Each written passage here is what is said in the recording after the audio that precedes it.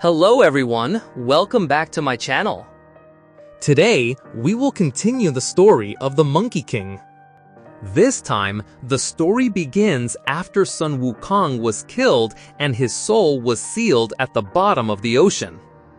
The film begins with a short narrative that tells the story of a monk accompanied by 3 demons and a dragon horse assigned to a spiritual journey to retrieve the holy book in the western region. The journey is full of obstacles, and they manage to pass through them together until finally they arrived at their destination and got the holy book called Purgatory. Purgatory itself is a mysterious object that stores enormous spiritual energy, and only good people can utilize the true power of this object. The Purgatory was then handed over to the Emperor of Heaven as the final step of their task. But in the Kingdom of Heaven, the Emperor actually made an evil conspiracy with the gods who wanted to use the Purgatory for his own benefit. Even his daughter was thrown into the underworld after accidentally discovering her father's evil plan. Realizing the deviation of the Emperor of Heaven and the many jungle lands he encountered, God Rusli decided to take the Purgatory back by force. Then he went to Tianyu Mountain, the residence of the Dragon Tribe. He handed over the Purgatory to the Dragon King so that the object would be kept safe and not fall into the wrong hands. While God Rulai was seriously injured due to his recklessness, he intended to recover by meditating on the mountain. The story jumps to several years later, seen in the middle of a snowstorm. The Dragon King and his daughter found a wolf who was seriously injured. With his kindness, Xiao Yi, the daughter of the Dragon King, gave her jade necklace to save the wolf's life. The necklace has a mysterious power that helps the wolf recover quickly. Time continues to pass slowly, and the wolf experienced an evolution that made him have a human-like form named Bailang. We see Bailang in the forest hunting for fresh fish to give to Xiao Yi, whom he now considers his best friend. In short, with persistent efforts, he also managed to catch a fairly large fresh fish. There, he also met the god of the earth, who greeted him familiarly. He was very impressed when he found out that Bailang could already speak the human language fluently. But not long after that, the sky suddenly became dark, followed by a very strong wind. The god of the earth, who realized that this was an attack from the heavenly troops who came to earth, rushed away and told Bailang to go to a safe place. Bailang then immediately went to warn the Dragon Tribe. Meanwhile, the eldest son of the Dragon King, named Yu Shou, reported about the heavenly troops who came to the Dragon King, assuring him that hundreds of Dragon Tribe warriors were also ready to fight without the slightest fear. The Dragon King said, "Today we will show the sky the true power of the Dragon Tribe." Outside, the army of the Sky Kingdom, led by the god Erlang, was ready to attack. It turns out he had received news that the Purgatory was hidden in this place. His goal was now clear: to reclaim the object. Bailang, who had arrived there, happily hugged Xiao Yi and gave her the fish he caught today. The Dragon King then told Bailang to leave immediately because, actually, he had nothing to do with the Dragon Tribe's affairs. But Bailang tried to convince him to join the fight together. At first, the god Erlang told the Dragon King to hand over the Purgatory voluntarily to avoid a futile battle, but the Dragon King did not give a pleasant answer. The conversation became more heated because the Dragon King continued to deny the accusation that the Purgatory was hidden in this place. The clash between the Sky Army and the Dragon Tribe was inevitable. At first, the Dragon King had the upper hand because in the air duel he was able to kill dozens of Sky Warriors alone, as did Yu Shou, who also inherited his power from his father. until finally, the God Sha Xin, who was the right hand of the heavenly emperor, told the supreme commander Erlang to immediately finish the battle. The god Erlang is indeed a god of war with extraordinary fighting power, and sure enough, after the supreme commander entered the battle, the situation slowly began to turn around. He fought against the Dragon King and managed to keep up with him, while Beilang, who helped, managed to defeat several heavenly warriors. Although in the end he was careless, fortunately Yu Shou was able to save him. On the other side, the Dragon King's battle was getting closer to its peak. The increasingly cornered Dragon King used all his strength and changed into dragon form, but the Erlang was still too strong until he finally defeated the Dragon King and killed him. Not only that, the gods cruelly also killed all the dragons in the place. Aware of the defeat that was getting closer, Yu Shou decided to take Shao away. But Erlang doesn't try to let them go easily. He immediately released his fire arrow to knock down Yu Shou. As a result, Yu Shou fell in a forest in the northern region. Before his death arrived, Yu Shou revealed the secret about the existence of purgatory, and it turned out that purgatory was Shao Yi, who was the daughter of the Dragon King. From the beginning, the Dragon King had predicted that this day would come. He also changed the form of purgatory to hide it from the heavenly emperor. Now, Yu Shou returned Shao Yi's form to its original form and told Beilang to look for monk Tang Sanjiang to return the purgatory to its original place so that it does not fall into the wrong hands. Of course, we still remember that Monk Tang was a monk who led Wukong on a journey to the west to take the purgatory. After that, Yu Shou also had time to give the power of his dragon spirit to Beilang before his body was destroyed. Now, Beilang also has the power of the dragon spirit from Yu Shou, even though he needs a lot of time to be able to use the power. After some time, one of the gods came and chasing him. There was a chase because Beilang, who still did not know how to use Yu Shou's power, without realizing it, they both had entered the territory of the Ashura clan containing various kinds of strong and cruel demons led by a demon named Luho. It is said that for centuries, the Ashura clan has been the sworn enemy of the heavenly kingdom. Of course, seeing the god who entered his territory, he immediately mobilized only to hunt him. While Beilang, who was very afraid to see the cruelty of the demon nation, was actually released. This is because Beilang's plan to return the purgatory provides its own advantages for the Ashura clan, so that the object does not fall into the hands of the heavenly emperor. On the other hand, the god Sha Xin also already knows about the purgatory brought by Beilang. He immediately ordered one of the Jinggang members to take the object.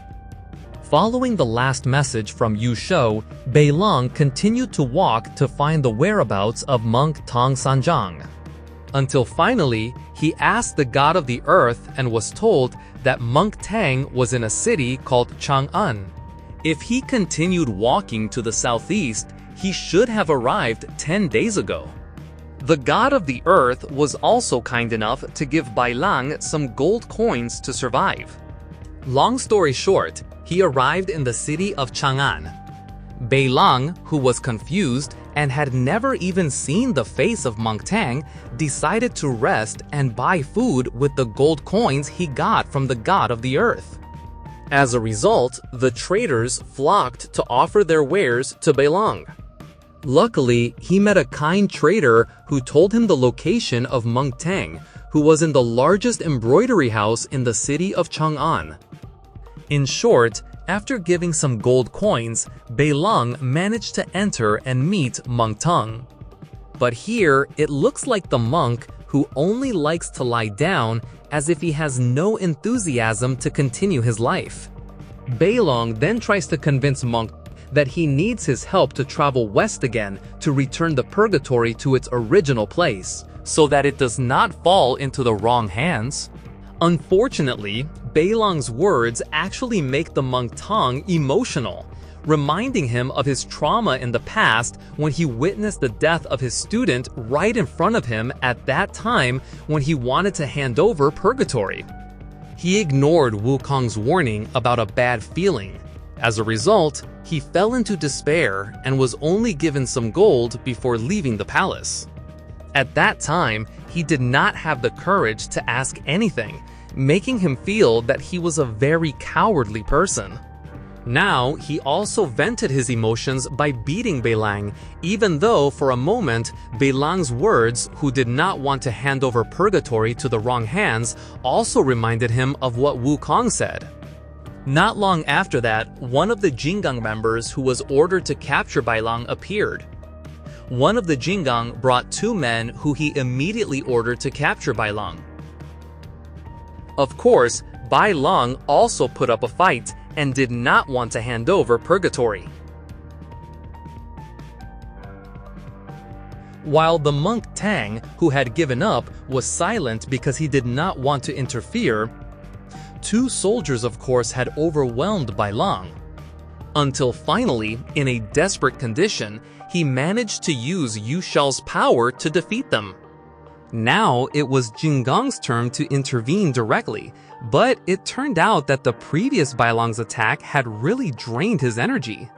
He was completely unable to put up a fight to face the Jinggang. Even though he had been beaten up, with all the remaining Beilang's strength, he continued to try to protect the purgatory, while Monk felt very upset because he had to experience this trauma again. Not long after that, he met Xiao Yi, who is the spirit of the purgatory, telling him not to surrender himself to the Heavenly Emperor. From here, it is revealed that she had actually warned this to Sun Wukong at that time through a dream, but Monk instead thought that it was a demon's whisper that only wanted to disturb. Even though in the end, he regretted not listening to Wukong's warning at that time. Returning to Beilang's place, there he was still beaten badly by the Jinggang members until he shouted for help from Monk Tang to act immediately. This made Monk remember Wukong, who had asked for the same thing, because he did not want to repeat the mistake for the second time.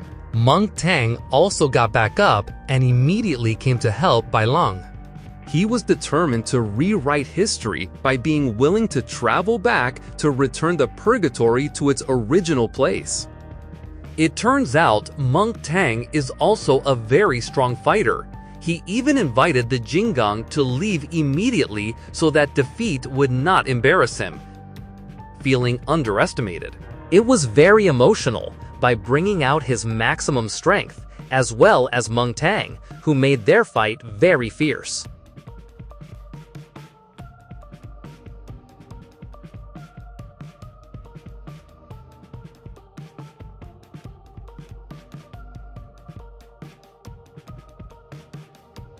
On the other side, Beilang, who was exhausted, remembers his past when she was saved by Zhao Yu, using a jade necklace which he still wears now. Then, he is also very close to the Dragon King, and even considers the Dragon Tribe as his own family. Unfortunately, now the entire Dragon Tribe has disappeared because it was cruelly slaughtered by the gods. This then triggered his anger so that he could again bring out Yu Shou's power to defeat the Jinggang. Long story short, they agreed to travel to the west to restore purgatory. Before leaving, Monk invited Beilang to stop by an old temple on the outskirts of the city, which turned out to be where Monk kept items from the journey 16 years ago. They also took the items needed to support their journey. Not only the goods there, but Monk also kept a dragon named Ao Shui, who was the 3rd prince of the EC Dragon Palace. In the past, Ao Shui also played an important role in the journey to the west, with his form being a white horse as a vehicle from Monk. It was said long before the journey began, Ao Shui was very wild, who did not appreciate life at all. He killed many humans just for fun. That's why the God Sha Xin turned him into a horse to accompany Monk Tong on a journey to the west in order to improve his attitude. But after the journey was over, the nature of Ao Shui did not change at all. He was still very wild, like killing and causing trouble. Therefore, Monk Tong took a spell and stabbed 3 needles to suppress Ao Shui's power, then locked him in this temple. Monk Tang said that Ao Shui would definitely be useful in his journey this time. He also ordered Bai Lung to pull out the 3 needles to free him. Unfortunately, for 16 years, Ao was still the same. After being released, he attacked Bai Lung and was about to kill many more humans. Luckily, it turned out Monk Tang had calculated this. Before Ao could leave, he slowly began to change back into his horse form. It was revealed that the 3 needles not only suppressed his power, but also prevented the spell that turned him back into horse form. Now, after the needle was removed, he returned to horse and had no other choice but to join Monk Tong. At the same time, other Jin Gang members came to Chang'an City to approach the Jin Gang members who had been defeated before. From here, it was revealed that all this time, the 8 Jin Gang had a good relationship with Monk Tang. They often came just to drink tea together. It was a shame. Because of this problem, they had to be hostile to fight for purgatory on the orders of the Jade Emperor. The next day, Monk Tong was shown with Bai Lang, who had walked quite far. They decided to take a break at a tavern. The tavern owner immediately offered their main course, namely a meat bun that looked very delicious. But Monk refused and only ordered tea and fruit. It turns out that Monk had felt something strange since he set foot in this shop. He could see other visitors who were affected by magic after eating the meat bun. Also, those who observed from a distance felt the same. The shop owner and his men immediately acted after knowing that Monk Tang, who was not trapped by his plan, was then trapped and taken underground, which was the headquarters of these demons. Seeing that Ao Shui did not stay silent, feeling there was no other choice, he also tried to help before his form returned to the form of a horse. But unfortunately, Ao Shui could not exert all his strength because of the 3 iron needles that were still stuck in his body. Even he himself had difficulty focusing because he kept counting the remaining time he had until he returned to horse form if the needle was removed. In the end, with his own hands, he pulled out the 3 needles to defeat the demon.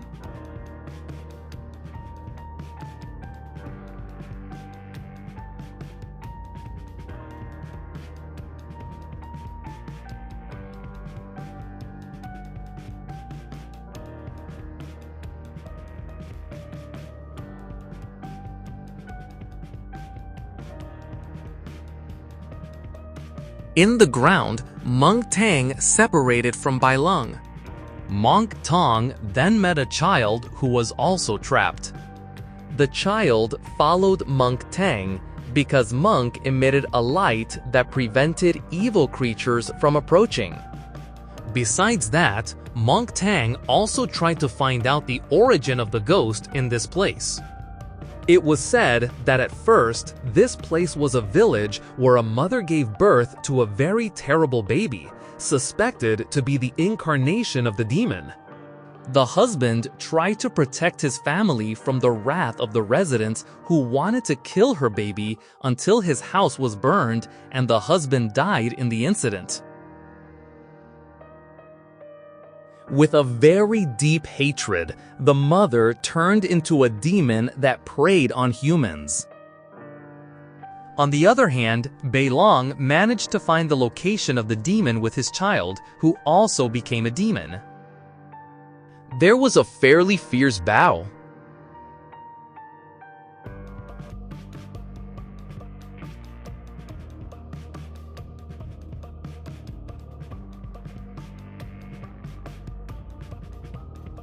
With the power of his dragon spirit, Bailong managed to burn the demon child, making the mother very angry and intending to kill Bailong.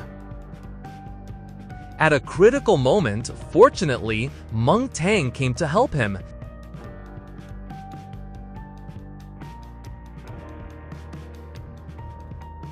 As well as Al Shui, so that finally they managed to defeat the demon. Before his death, a glimpse of the demon was seen, remembering the beautiful memories when she was still a human.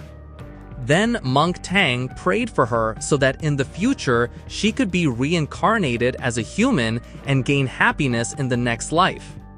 After coming out of the underground, they looked for the little child that Monk Tang had met before who had run away, but not long after that, they were again visited by members of the Jinggong, who were hunting Bailong. This is not just one, but there are 4 Jinggongs at once. Fortunately, one of the Jinggangs decided not to join the fight, so the Monk Tang side is balanced in terms of numbers. Even so, Bailong still has difficulty facing one of the Jinggangs who is indeed on a different level. Fatal attacks are said to be accepted until his bones are displaced. But when pressed, Beilang vents all his emotions and manages to release the hidden power within him. This suddenly turns the situation around, and the Jinggang is defeated. Meanwhile, Monk Tang looks very difficult to face the Jinggong he is fighting. He is locked, which makes him unable to move. Seeing Monk, who is already helpless, makes Ao Sui think about finishing him off so that his curse can be removed. But surprisingly, he changes his mind and instead attacks the Jinggong with the reason that his hatred for the gods is much greater. Then they also fight the Jinggang who uses the seal technique. Ao Shui, with his strength, is able to defeat the Jinggang. Unfortunately, it is still too early to celebrate their victory because the most feared god, Sha Xin, suddenly appears in the middle of them and also manages to capture him. While Monk Tong is also made helpless by being put into an endless illusion.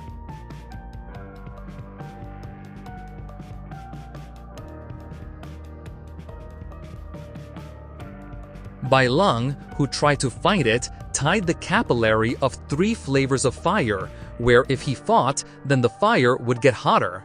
At the critical moment when the purgatory fire was about to be taken, Monk rose again after successfully escaping from the endless illusion. He loudly said that this time he would not fail again. He would not be a coward and would not let his students be hurt. He also challenged God Sha Xin to a duel against him. But before the fight started, Bailong was able to escape from the pillar of fire. It turned out he was saved by the previous child, who turned out to be the incarnation of the god Rulai, who 16 years ago took the purgatory fire and gave it to the Dragon King. Now, after recovering, he also intends to help Monk Tang to restore the purgatory. Long story short, they both agreed to fight using only one move. If God Rulai loses, then he will retreat and will not interfere again, and vice versa. A fight occurred between the two.